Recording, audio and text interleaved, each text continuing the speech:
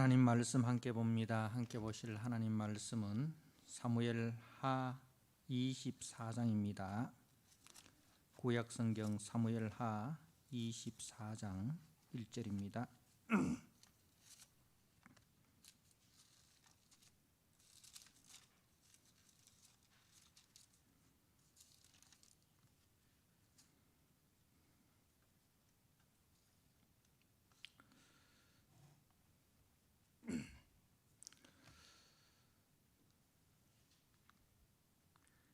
사무엘하 24장 1절에서 17절 말씀을 봉독드립니다. 여호와께서 다시 이스라엘을 향하여 진노하사 그들을 치시려고 다윗을 격동시키사 가서 이스라엘과 유다의 인구를 조사하라 하신지라. 이에 왕이 그 곁에 있는 군사령관 요압에게 이르되 너는 이스라엘 모든 지파 가운데로 다니며 이제 단에서부터 브엘세바까지 인구를 조사하여 백성의 수를 내게 보고하라 하니 요압이 왕께 아뢰되 이 백성이 얼마든지 왕의 하나님 여호와께서 100배나 더하게 하사 내 주 왕의 눈으로 보게 하시기를 원하나이다. 그런데 내 주 왕은 어찌하여 이런 일을 기뻐하시나이까 하되 왕의 명령이 요압과 군대 사령관들을 재촉한지라. 요압과 사령관들이 이스라엘 인구를 조사하려고 왕 앞에서 물러나 요단을 건너 갓 골짜기 가운데 성읍 아로엘 오른쪽 곧 야셀 맞은 쪽에 이르러 장막을 치고 길라스에 이르고 다딤 후시 땅에 이르고 또 가나안에 이르러서는 시돈으로 돌아 견고한 성에 이르고 히위 사람과 가나안 사람의 모든 성읍에 이르고 유다 남쪽으로 나와 브엘세바에 이르니라. 그들 무리가 국내를 두루 돌아 9달 20날 만에 예루살렘에 이르러 요압이 백성의 수를 왕께 보고하니 곧 이스라엘에서 칼을 빼는 담대한 자가 80명이요 유다 사람이 50만이었더라. 다윗이 백성을 조사한 후에 그의 마음에 자책하고 하나님 다윗이 여호와께 아뢰되 내가 이 일을 행함으로 큰 죄를 범하였나이다. 여호와여 이제 간구하옵나니 종의 죄를 사하여 주옵소서. 내가 심히 미련하게 행하였나이다 하니라. 다윗이 아침에 일어날 때에 여호와의 말씀이 다윗의 선견자 된 선지자 갓에게 임하여 이르시되 가서 다윗에게 말하기를 여호와께서 이와 같이 이 말씀하시기를 내가 네게 세 가지를 보이노니 너는 위하여 너는 그 중에서 하나를 택하라. 내가 그것을 네게 행하리라 하셨다 하라 하시니 갓이 다윗에게 이르러 아뢰어 이르되 왕의 땅에 7년 기근이 있을 것이니까 혹은 왕이 왕의 원수에게 쫓겨 석 달 동안 그들 앞에서 도망하실 것이니까 혹은 왕의 땅에 사흘 동안 전염병이 있을 것이니까 왕은 생각하여 보고 나를 보내신 이에게 무엇을 대답하게 하소서 하는지라. 다윗이 갓에게 이르되 내가 고통 중에 있도다. 청하건대 여호와께서 그는 긍휼이 크시니 우리가 여호와의 손에 빠지고 내가 사람의 손에 빠지지 아니하기를 원하노라 하는지라. 이에 여호와께서 그 아침부터 정하신 때까지 전염병을 이스라엘에 내리시니 단에서부터 브엘세바까지 백성의 죽은 자가 7만 명이더라. 천사가 예루살렘으로 향하여 그의 손을 들어 멸하려 하더니 여호와께서 이 재앙 내리심을 뉘우치사 백성을 멸하는 천사에게 이르시되 족하다. 이제는 네 손을 거두라 하시니 여호와의 사자가 여부스 사람 아라우나의 타작 마당 곁에 있는지라. 다윗이 백성을 치는 천사를 보고 곧 여호와께 아뢰어 이르되 나는 범죄하였고 악을 행하였거니와 이 양무리는 무엇을 행하였나이까. 청하건대 주의 손으로 나와 내 아버지의 집을 치소서. 아멘. 오늘 사무엘하 24장은 이제 사무엘하 마지막 장입니다. 그런데 이 사무엘하 마지막 장에서 이제 참 그 앞에까지 늘 겸손하여 하나님만 의지하고 하나님만 높이던 이 다윗이 이제 그 모든 권력을 손에 넣고 또 많은 영토를 확장하고 그래서 군사력과 재정이 든든해지자 제 마음이 교만해졌습니다. 제 자신이 무엇을 가졌다라고 생각하는 순간에 그 가진 것을 자기 힘으로 삼게 되고 그 힘에서 사람은 이제 교만하기 시작하는 것입니다. 그래서 이제 다윗은 자신이 통치하는 나라의 인구를 조사해서 그 인구 조사를 통해서 이제 전쟁에 나갈 그 군사의 숫자 그리고 세금을 낼 수 있는 그 숫자를 이제 알아보고자 하였습니다. 다시 말해서 우리나라의 국력이 이 정도다는 것을 이제 과시하고 싶은 거죠. 우리의 군사력이 이 정도고 우리의 경제력이 이 정도다는 것을 이제 과시하고 싶은 그런 충동이 생긴 것입니다. 다시 말해서 자신의 공로를 드러내고 싶은 충동이 생긴 것이다는 말씀이죠. 우리가 사무엘하 22장에서 다윗이 이제 하나님을 향하여 찬송을 드리는 것을 봅니다. 거기에 다윗이 뭐라고 이야기합니까? 22장 2절에 여호와는 나의 반석이시고 나의 요새시고 나를 위하여 나를 건지시는 자시고 내가 피할 나의 반석의 하나님이시고 나의 방패시고 나의 구원의 뿌리시고 나의 높은 망대시고 그에게 피할 나의 피난처시요 나의 구원자라. 이렇게 하나님이 나의 힘이다. 그죠? 하나님이 나의 힘이다. 하나님이 나의 모든 것이다. 그렇게 고백했던 다윗이 이제는 그 하나님을 의지하는 것이 아니라 자신의 힘을 의지하게 된 것입니다. 우리 성도들은 우리가 가지고 있는 그 무엇, 우리가 가지고 있는 뭐 힘이나 능력이나 지식이나 뭐 경험이나 이것을 우리의 힘으로 삼고 나아가는 자가 아니라 그 모든 것을 상대화하고 오직 이 주님만 의지하고 그 주님의 말씀에 순종하며 살아가는 자가 성도입니다. 그죠?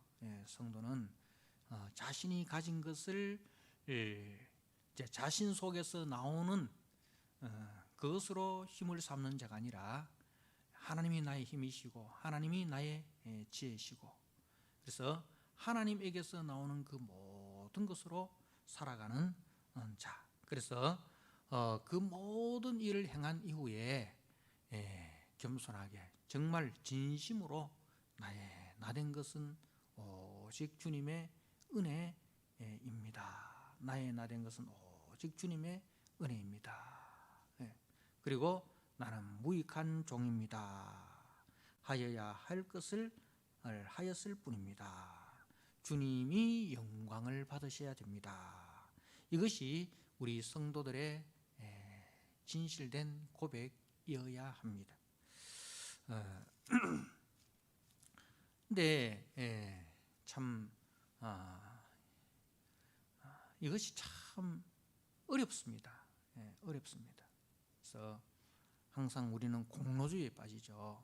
제자들도 주님에게 그 이야기, 우리는 모든 것을 버리고 주님을 따라 싸우니 우리는 주님으로부터 무엇을 얻겠습니까? 주님으로부터 자신의 공로를 자랑합니다. 이 공로에 대해서 주님 무엇으로 보상해 주실랍니까? 우리가 이렇게 제자들처럼 늘 우리도 모르게 이 공로의식, 이제 사로잡혀 있습니다.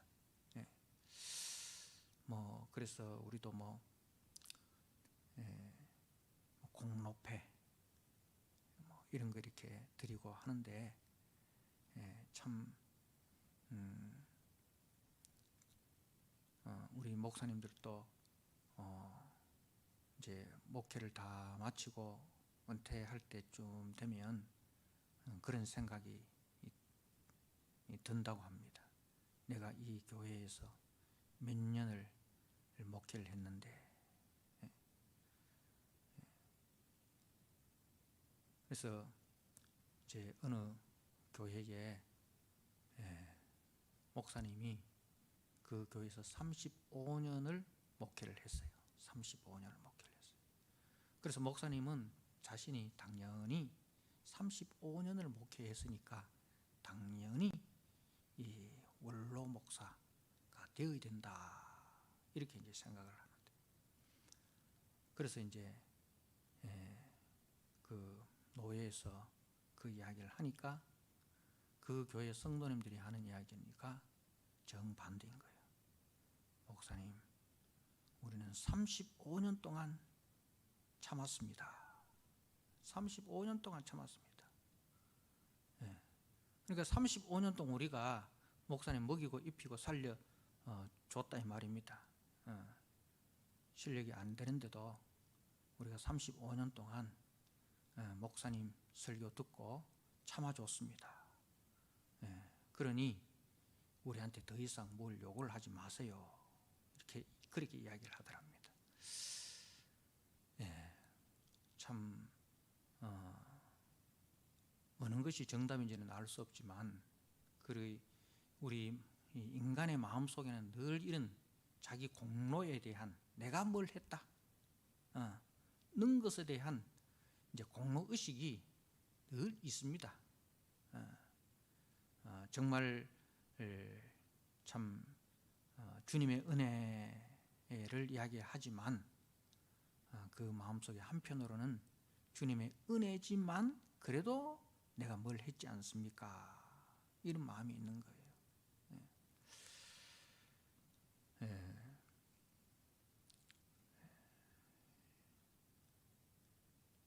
지금 다윗도 말년에 그 생각이 든 거죠. 말년에 이 공로의식에 사로잡히게 된 것입니다. 자, 그래서 이제 오늘 24장 1절에 보면 여호와께서 다시 이스라엘을 향하여 진노하사 그들을 치시려고 다윗을 격동시키사 가서 이스라엘과 유다의 인구를 조사하라 하신지라. 자, 여호와께서 다시 이스라엘을 향하여 진노하사 그들을 치시려고 다윗을 격동시켰다. 그러니까 이 말을 액면 그대로 우리가 들으면 어떤 생각이 듭니까? 이제 인구조사를, 다윗으로 하여금 인구조사를 하게 하신 분이 하나님이다. 그러니 하나님이 죄의 원인이 아닌가, 이런 생각이 들 수 있습니다. 그죠? 이런 생각이 들 수 있습니다. 그런데 우리가 이와 똑같은 말씀이 역대상 21장 1절에 보면 이렇게 기록이 되어 있습니다. 역대상 21장 1절에 사단이 일어나 이스라엘을 대적하고 다윗을 충동하여 이스라엘을 계수하게 하니라. 사단이 일어나 이스라엘을 대적하고 다윗을 충동하여서 이스라엘의 인구조사를 하게 했다. 그렇게 이제 기록을 하고 있는 거예요. 자, 바로 이런 뜻입니다. 이제 다윗의 마음속에 인구조사하고 싶은 그 유혹, 그 충동이 막 일어나는 거예요. 내 마음속에, 다윗의 마음속에 인구조사하고 싶은, 그 인구조사를 하는 이유가 뭐라고 했죠? 나의 국력이 어느 정도인가를 과시하고 싶다 이거죠. 내가 지금까지 이루어 놓은 나라의 그 군사력과 경제력이 어느 정도인지 백성들 앞에서, 그리고 주변 나라들 앞에서 자기가 한번 과시하고 싶은 그런 욕심, 그 욕망이 이제 막 이렇게 막 일어나는 거예요. 그래서 이제 하나님께서 이제 그게 뭐냐면 마귀가 다윗에게 역사하는 거예요. 그래서 마귀의 그 유혹에 이미 다윗이 빠진 거예요. 마귀의 그 유혹에 다윗이 이미 빠져가지고 그야말로 사단이 밀가부르듯 하려고 다윗을 청구하였다 이 말입니다.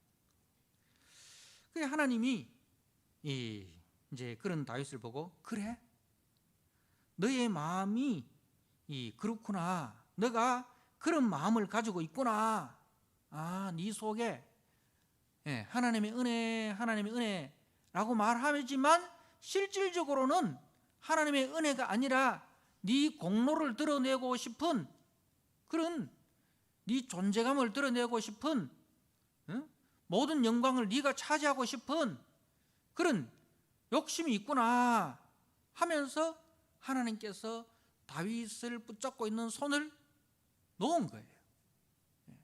다윗을 붙잡고 있는 손을 놓은 거예요. 다윗을 보호하고 있던 그 손을 하나님께서 손을 옮기신 거예요.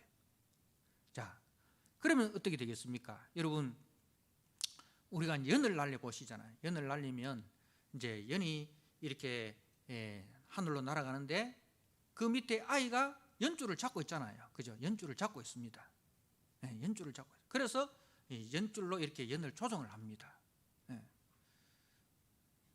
그러면 연은 안전하죠. 연은 안전합니다. 그런데 아이가 그 연줄을 놓아버립니다. 그러면 그 연은 어떻게 됩니까? 야, 이제 난 자유다. 나는 누구에 의해서 조종당하지도 않고 난 자유다. 이런 생각을 하겠죠. 그런데 그 생각을 하는 순간 그 연은 어떻게 됩니까? 바람이 부는 대로 막 이리저리 흔들리다가 땅으로 곤두박질해서 추락하게 되는 거예요. 그것처럼 하나님이 우리를 붙잡고 있는 것이 여러분 좀 불편하게 느껴집니까? 내가 하나님의 꼭두가십니까? 하나님이 우리를 조정하고 있는 것 같습니까? 그래서 그 하나님의 손에서 벗어나고 싶습니까? 아닙니다. 여러분, 하나님의 손이 우리를 떠나는 순간 우리는 자유가 아니라 우리는 죽음입니다. 우리는 비상, 하늘로 올라가는 것이 아니라 땅으로 곤두박질 쳐버린다는 거예요. 그것을 이제 우리에게 보여주고 있습니다. 그래서 이제 우리 성도들은 항상 이렇게 기도해야 됩니다. 하나님의 선하신 손길이 나를 붙들어 주옵소서. 하나님의 그 선하신 손길이 나를 붙들어 주옵소서. 그 하나님의 긍휼과 하나님의 자비가 나를 불쌍히 여기셔서 나의 죄성이 나를 주장하지 못하도록 하옵소서. 죄가 나를 지배하지 못하게 하여 주옵소서. 하나님의 긍휼과 하나님의 자비가 나를 떠나지 않게 하시고 죄가 나를 지배하지 않게 하여 주옵소서. 여러분, 정말 이 기도를 우리가 늘 해야 됩니다. 진정 기도하는 사람들은 그렇게 기도한다고 합니다. 하나님, 침 삼키는 순간까지도, 침 삼키는 그 시간까지도 주님이 나를 주장하여 주옵소서. 그렇게 기도한답니다. 그러니까 참 우리 속에 사단이 역사를 하면 우리 속에는 정말 이 교만의 영이 그야말로 요동을 칩니다. 교만의 영이 요동을 칩니다. 그래서 내가라는 이 생각이 가득하게 되는 거죠. 여러분, 우리가 다니엘서 4장 말씀을 한번 보시기 바랍니다. 내일 새벽에 우리가 묵상할 말씀인데요. 다니엘서 4장에 보면 이 느부갓네살이 이제 언제 추락을 하느냐 한번 보십시오. 다니엘서 4장 29절, 다니엘서 4장 29절입니다. 12달이 지난 후에 내가는 누구냐 하면은 이제 이 바벨론 느부갓네살 왕입니다. 바벨론 느부갓네살이 바벨론 왕궁 지붕에서 그늘새, 바벨론 왕궁 지붕이라는 것은 이제 그때 당시에 있어서 이제 제일 높은 곳이다 이 말입니다. 모든 곳을 그 옛날에 궁궐은 어떻습니까? 산 아래에 그죠? 높은 곳에 이렇게 위치해서 다 이렇게 볼 수 있는 그런 이제 높은 곳에 있잖아요.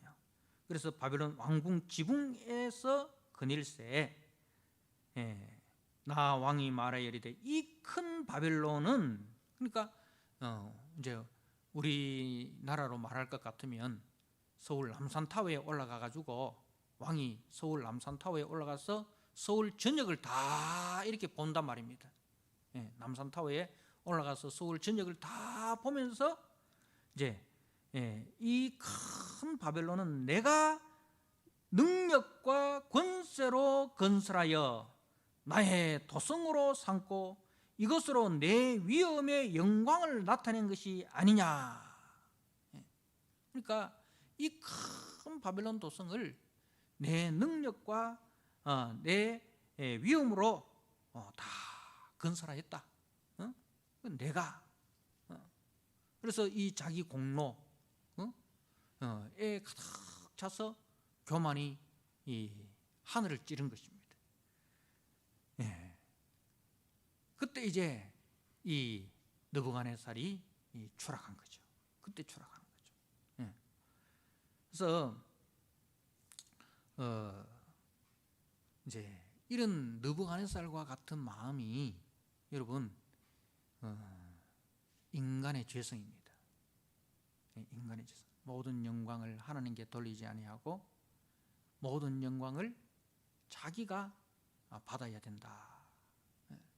자기 공로의식. 자, 이 느부갓네살과 같은 생각을 누가 했습니까? 다윗도 똑같이 했다 이 말입니다. 자, 그러면은 이 사무엘하 24장 마지막 장이 다윗의 일생을 마무리하면서 우리에게 보여주는 건 뭡니까? 천하의 다윗도 이처럼 하나님의 손이 다윗을 붙들지 않으니 다윗 스스로는 실수할 수밖에 없고 범죄할 수밖에 없고 교만할 수밖에 없는 연약한 인간이구나, 무능한 인간이구나, 완악한 인간이구나 는 것을 이제 보여주는 거예요. 그러니까 그 겸손하던 그 날마다 하나님과 동행하던 다윗도 결국은 별 수 없는 인간의 한 사람일 뿐이구나. 그래서 모든 사람이 죄를 범하였으며 하나님의 영광에 이르지 못하더니, 모든 사람이 죄를 범하였으며 하나님의 영광에 이르지 못하더니 의인은 남나니 하나도 없도다. 이 말씀이 이제 사실인 거죠. 그래서 어느 누구도 인간은 스스로의 힘으로 구원을 얻을 수 있는 인간은 아무도 없다. 자, 그래서 이제 이 사무엘하 마지막 장이 어떻게 끝이 납니까? 사무엘하 24장 마지막이 어떻게 끝이 납니까? 다윗이 아리우나 타작 마당에서 뭘 들읍니까? 24절 말씀을 보십시오. 왕이 아리우나에게 이르되 그렇지 아니하다. 내가 값을 주고 네게서 살이라. 값없이 내 하나님께 하나님 여호와께 번제를 드리지 아니하리라 하고 다윗이 은 50세겔로 타작마당과 소를 사고 그곳에서 여호와를 위하여 제단을 쌓고 번제와 화목제를 드렸더니 이에 여호와께서 그 땅을 위한 기도를 들으심에 이스라엘에게 내리는 재앙이 그쳤더라. 예. 다윗이 뭘 드립니까? 아리우나 타작마당을 값으로 사고 거기서 하나님께 번제와 화목제를 드립니다. 그 번제와 화목제를 하나님이 받으시고 이스라엘에게 내리는 재앙을 그치십니다. 예. 이것은 이제 무엇을 이야기하는고 하면 바로 이 아리우나의 타작마당은 아브라함이 이삭을 번제로 드렸던 모리아산 자락이고 모리아산 자리이고 그리고 솔로몬이 성전을 건축한 성전의 자리가 되는 것이에요. 그래서 바로 이 아리우나의 타작마당은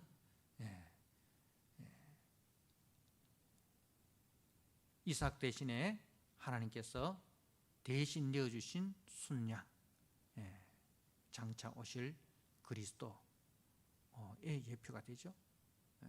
그리고 참 성전으로 오신 예수 그리스도의 예표가 되는 솔로몬 성전, 그리스도의 번제, 십자가 대속 죽으심과 그 화목제물 되심으로 우리가 받아야 할 모든 재앙이 그 예수님이 대신 져주심으로 우리의 죄가 용서되어지고 우리가 그 은혜로 하나님의 그 구원을 받게 된다는 것을 말씀하고 있는 거예요. 그래서 이 사무엘하 24장은 인간의 죄성과 그 인간의 죄성을 극복하는 예수 그리스도의 십자가 대속의 은혜를 말씀하는 거예요. 그래서 그 십자가 대속의 은혜 외에는 구원의 방도가 없다. 천하의 다윗도 스스로의 힘으로는 구원을 얻을 수 없고 오직 하나님께서 예비하신 우리 주 예수 그리스도의 그 십자가 대속 죽으심으로만 우리가 죄 용서를 받고 구속 곧 죄 사함을 받게 된다는 것을 말씀을 하게 되는 것입니다. 그래서 이 24장은 다윗은 사라지고 누가 나타납니까? 그리스도가 나타나는 거예요. 다윗은 사라지고 그리스도가 나타나는 것입니다. 자, 그래서 이 24장이 뭐가 되는 거예요? 복음이 되는 거예요. 복음이 되는 거예요. 자, 그리고 이제 2절 말씀을 보십시오. 이에 왕이 그 곁에 있는 군사령관 요압에게 이르되 너는 이스라엘 모든 지파 가운데로 다니며 이제 단에서부터 브엘세바까지 인구를 조사하여 백성의 수를 내게 보고하라 하니 요압이 왕께 아뢰되 이 백성이 얼마든지 왕의 하나님 여호와께서 100배나 더하게 하사 내 주 왕의 눈으로 보게 하시기를 원하나이다. 그런데 내 주 왕은 어찌하여 이런 일을 기뻐하시나이까? 그러니까 다윗이 자기 욕망에 사로잡혀서 이제 인구 조사를 하는 것이 이 믿음 없는 요압이 보기에도 이거는 하나님 앞에 큰 범죄라는 것을 알게 된 거예요. 이 요압이 어떤 사람입니까? 이 요압은 정치적 야망으로 가득하였지 믿음이라고는 없는 그런 사람 아닙니까? 그죠? 이런 사람이 보기에도 이거는 하나님의 뜻을 거역하는 일이다 하고 이제 말립니다.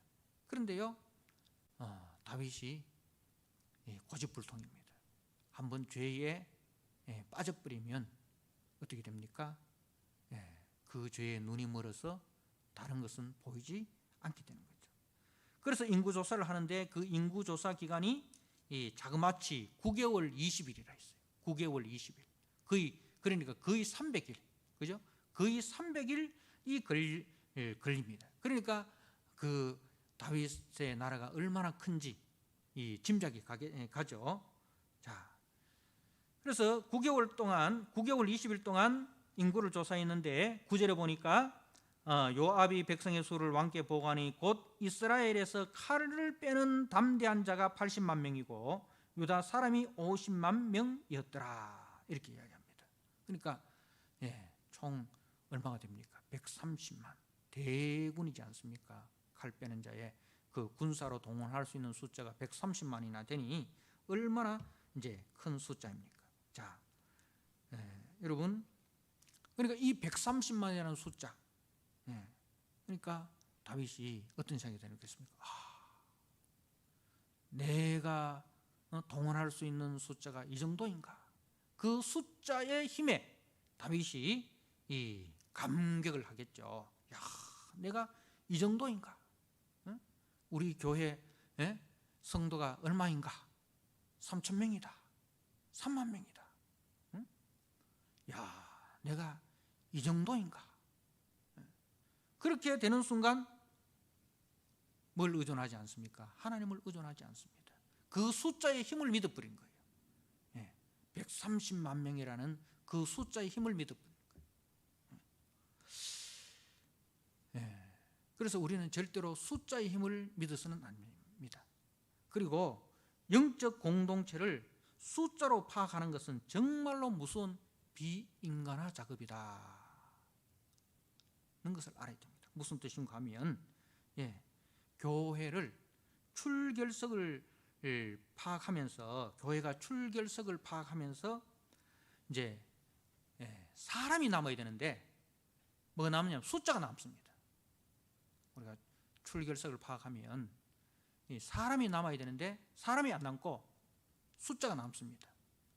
무슨 말이냐면 야, 이 정도 나왔으면 됐다. 이 정도 나왔으면 됐다. 그래도 지난달보다는 더 많이 나왔네. 지난달보다는 더 많이 나왔네. 그러면서 나오지 못한 사람들에 대해서 무감각해지는 거예요. 나오지 못한 사람들. 그러니까 그 나오지 못한 사람들 중에서는 나올 수 없는 그 안타까운 사연과 눈물이 있지 않겠습니까? 교회에 나올 수 없는 그 안타까운 사연, 그 안타까운 그 눈물에 대해서 망각해버리는 거예요. 교회는 어떤 것이 되어야 됩니까?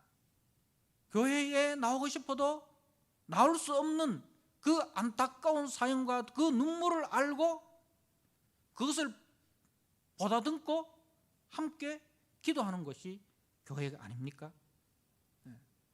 그런데 그 한 영혼에 대한 애타는 마음이 없어져 버린 거예요. 뭐 이 정도 나오면 됐지 뭐. 늘 뭐 그 정도는 늘 빠지잖아.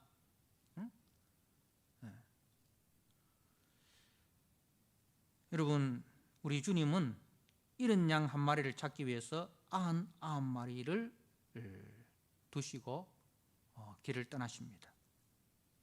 그 잃은 양 한 마리는 어떤 양입니까? 제가 늘 이야기하지만 100명 중에 꼴등입니다. 100명 중에 꼴등. 그러니까 양은 항상 이렇게 무리를 지어 움직입니다. 제가 시편 23편을 예전에 설교를 했는데 몇 주에 걸쳐서 설교를 했지 않습니까? 그 양은 그 지구상에서 사람의 보호를 받지 않으면 제일 먼저 멸종할 가축 중에 하나가 양이라 했어요. 스스로 홀로 서기를 할 수 없는 게 양입니다. 그렇기 때문에 그 길을 잃어버리는 양은 죽는 것은 시간 문제라는 거죠. 양이 가다가 양은 이제 근시안입니다. 멀리 못 봐요. 그럼 눈앞에 있는 그 꼴만 보고 가다가 천길 낭떠러지가 있는 줄도 모르고 갑니다. 그리고 구덩이 같은데 이제 들어가 버리면 뒤집어지면은 스스로 힘으로 이렇게 회복할 수 없는 거북이처럼 그렇게 이제 되어버리는 거예요. 그리고 양은 자기를 보호할 수 있는 무기가 없어요. 맹수를 만나면 자기를 보호할 수 있는, 지켜낼 수 있는 무기가 없기 때문에 맹수의 밥이 되기 쉽다 이 말입니다. 그래서 그 양의 이제 사정을 목자가 잘 알기 때문에 목자는 속히 그 잃은 양을 찾기 위해서 길을 떠나는 겁니다. 그리고 이제 그 양을 찾아서 어떻게 합니까? 어깨에 메고, 기쁨의 표현이죠. 어깨에 메고 기쁨으로 돌아와서 잔치를 베풉니다. 잔치를 베풉니다. 자, 그러면은 우리가 아유, 그럼 목사님 뭐 이런 양만 양이고 남아있는 9마리 양은 양도 아닙니까? 그거 놔두고 그러면 한 마리 찾으러 가다가 99마리 다 잃어버리면 뭐 의아란 말입니까? 뭐 남아있는 우리는 의아란 말입니까? 근데요, 한 100마리 정도 되면 목자가 한 명이 아닙니다. 여러 명의 목자가 있습니다. 그래서 이제 여러 명의 목자한테 그 99마리를 맡겨놓고 대장 목자가 그 잃어버린 양을 찾으러 나간다 이 말입니다. 그러니까 절대로 남아있는 99마리에 대해서 무관심하지 않는다 이 말입니다. 그러니까 우리 교회에 있는 성도님들도 꾸준하게 출석하고 한결같이 이렇게 교회 와서 예배드리고 기도 생활하고 봉사하고 헌신하시는 분들도 다 귀한 양입니다. 절대로 무관심하지 않습니다.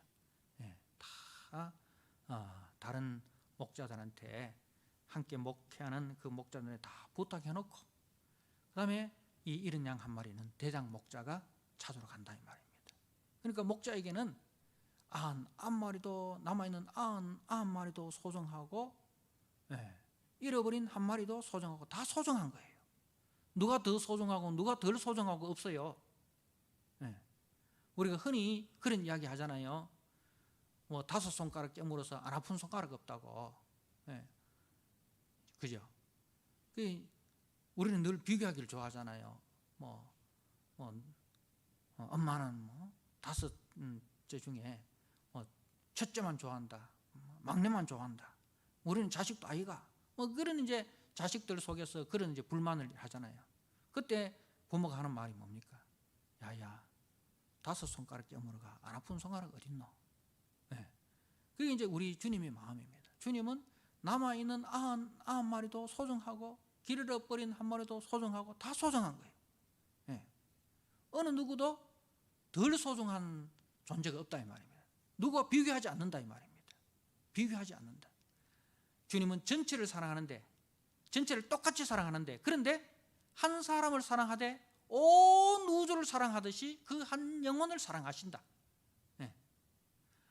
그리고 100마리를 사랑하는데 한 마리를 사랑하듯이 똑같이 사랑한다. 그걸 우리가 아셔야 됩니다. 그래서 교회는 한 성도 한 성도를 천하보다 귀한 생명으로 여기고 돌보고 보다듬는 곳, 그것이 교회라 이 말입니다. 그러니까 이제 다윗이 이제 인구 조사를 한다는 것은 그 숫자에 감격해가지고 한 영혼 한 영혼을 귀하게 생각하지 않는다 이 말입니다. 130만 중에서 뭐 몇 명 잃어버려도 별 필요 없다 이 말입니다. 그렇게 생각을 하면, 그렇게 생각을 하니까 누가 희생되어 버립니까? 우리와 같은 사람, 뭐 30명 중에 30인의 용사 중에 한 사람이니까 뭐 한 사람 빠져도 또 한 사람 채우면 되지, 이런 생각을 가지게 되는 거예요. 그러니까 여러분, 우리 자식이 10명이 되고 20명이 돼도 그 한 명을 잃어버렸을 때 부모 마음은 어떻습니까? 부모 마음은 에이 뭐 12명 중에 한 명 잃어버렸는데 뭐 괜찮아, 이렇게 생각하는 부모 있습니까? 아니잖아요. 아니잖아요. 그처럼 우리는 절대로 이 숫자에 속아서 사람을 숫자로만 보아서는 안 된다 이 말입니다. 사람을 숫자로만 보아서는 안 된다. 다윗은 지금 그 실수를 하고 있는 것입니다. 그래서 다윗은 인구조사를 통해서 엄청난 숫자 앞에 다윗은 크게 만족했을 것입니다. 내가 이 정도의 힘을 소유하고 있구나. 내가 이 정도의 힘을 소유하고 있구나. 그런데 우리가 아시다시피 다윗이 언제 힘과 군사력으로 승리한 적이 있었습니까? 다윗이 많은 숫자의 힘, 많은 군사의 힘으로 이긴 적이 있었습니까? 아닙니다.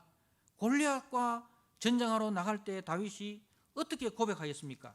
자, 우리가 사무엘하 17장 말씀을 한번 보시기 바랍니다. 사무엘하 17장 다윗이 고백하는 말입니다. 다윗이 자기 입으로 고백하는 말이 이 말입니다.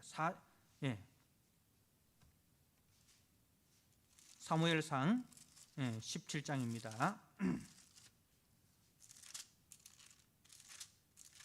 17장 45절. 다윗이 블레셋 사람에게 이르되 너는 칼과 창과 단창으로 내게 나오거니와 나는 만군의 여호와의 이름 곧 네가 모욕하는 이스라엘 군대의 하나님의 이름으로 네게 나아가노라. 47절입니다. 또 여호와의 구원하심이 칼과 창에 있지 아니함을 이 무리에게 알게 하리라. 전쟁은 여호와께 속한 것인즉 그가 너희를 우리 손에 넘기시리라. 다윗이 언제 칼과 창의 힘으로 그 군대의 숫자의 힘으로 싸웠습니까? 만군의 여호와의 이름. 너희는 적들은 칼과 창 숫자로 나오지만 나는 만군의 여호와 이름으로 나간다. 그렇게 했지 않습니까? 그리고 사무엘상 14장 6절에 요나단의 고백이 있습니다. 다윗의 절친이었던 요나단은 어떻게 고백합니까? 14장 6절입니다. 요나단이 자기의 무기를 든 소년에게 이르되 우리가 이 할례 받지 않는 자들에게 건너가자. 여호와께서 우리를 위하여 일하실까 하노라. 여호와의 구원은 사람이 많고 적음에 달리지 아니하였느니라. 여호와의 구원은 사람이 많고 적음에 달리지 아니하였다.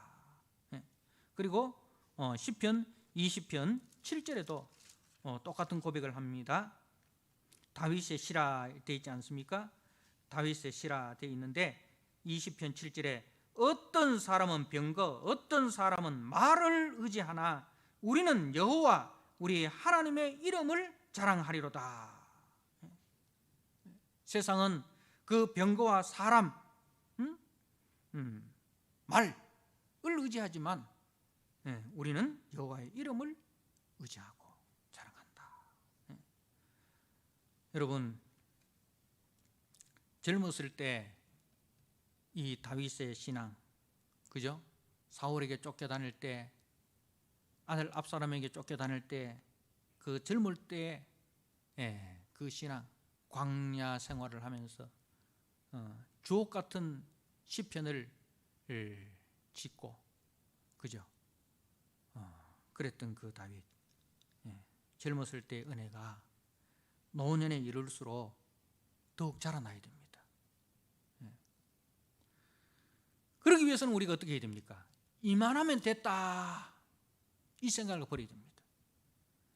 다시 말해서 우리는 하나님 앞에 서는 그날까지 매일매일 새롭게 은혜를 체험하고 그 은혜 가운데서 감격하고 그 은혜를 감사하고 그 은혜를 찬송하고 그 은혜 놓치지 않기 위해서 기도하고 그렇게 해야 됩니다. 하나님 앞에 서는 그날까지. 그렇지 않고 우리가 옛날 젊었을 때 받은 그 은혜 그것 가지고 평생 우려먹고 흘러간 물로 물레방아를 돌릴 수 있습니까? 흘러간 물로 물레방아를 돌릴 수 없습니다. 물레방아는 흘러간 물이 아니라 계속해서 흘러오는 그 물로 물레방아가 돌아가는 거예요. 여러분, 우리의 신앙을 어떻게 움직이시렵니까? 흘러간 은혜로 우리의 신앙이 역사하는 게 아니라 이 말입니다. 아이고, 목사님 나 이제 80이 됐는데 80이 되고 100세가 돼도 매일매일 하나님이 주시는 신선한 은혜를 우리가 먹어야 됩니다. 80이 되었다고 해서 우리가 옛날 음식 먹었던 그거 가지고 우리 힘쓰는 거 아니잖아요. 80이 돼도 매일매일 우리가 아침, 점심, 저녁을 먹지 않습니까? 그것처럼 우리 신앙도 마찬가지인 거예요. 70이 되고 80이 되어도 매일매일 하나님 말씀을 묵상하고 매일매일 우리가 기도하고 매일매일 그 말씀에 순종하고 할 때에 그 말씀이 살아서 우리의 신앙의 물레방아를 돌린다는 것을 꼭 기억하시고 매일매일 하나님과 동행하고 매일매일 하나님 앞에 겸손하여 하나님의 은혜를 의지하는 하나님 앞에 서는 그날까지 그렇게 겸손하게 하나님의 은혜만 의지하다가 정말 우리 인생이 끝나는 그날에 나의 나 된 것은 오직 주님의 은혜였습니다. 내가 한 것이 아니고 주님이 하셨습니다. 모든 영광은 주님이 받으셔야 됩니다. 그렇게 우리가 겸손하게 하나님 앞에 고백하면서는 저와 여러분 되시기를 주님의 이름으로 축복합니다. 아멘. 우리 하나님 아버지, 오늘 다윗의 인구조사를 통해서 인간이 얼마나 연약한 존재인지 하나님이 붙들어 주지 않으면 우리는 한순간도 살아갈 수 없는 너무나 연약하고 부족한 존재임을 고백합니다. 주님, 춤 삼키는 순간까지도 주님 우리를 지켜주시고 우리를 보호해 주시고 주님의 긍휼과 자비의 손길로 우리를 꼭 붙들어 주시옵소서. 죄가 우리를 주장하지 못하도록 주님 도와주시옵소서. 매일매일 주님 말씀 먹고 매일매일 기도하는 가운데 주님이 주시는 신선한 은혜로 우리가 건강한 믿음 생활을 할 수 있도록 주님 도와주시옵소서. 옛날 받은 그 은혜가 절대로 물레방아를 돌릴 수 없다는 사실을 기억하고 하나님 아버지, 옛날 노래 부르는 자들이 아니라 매일매일 주님께서 우리에게 들려주시는 그 찬송을 우리가 드리는 믿음의 성도, 살아있는 성도 되게 하여 주시옵소서. 예수님께 하신 이름으로 감사하며 기도드리옵나이다.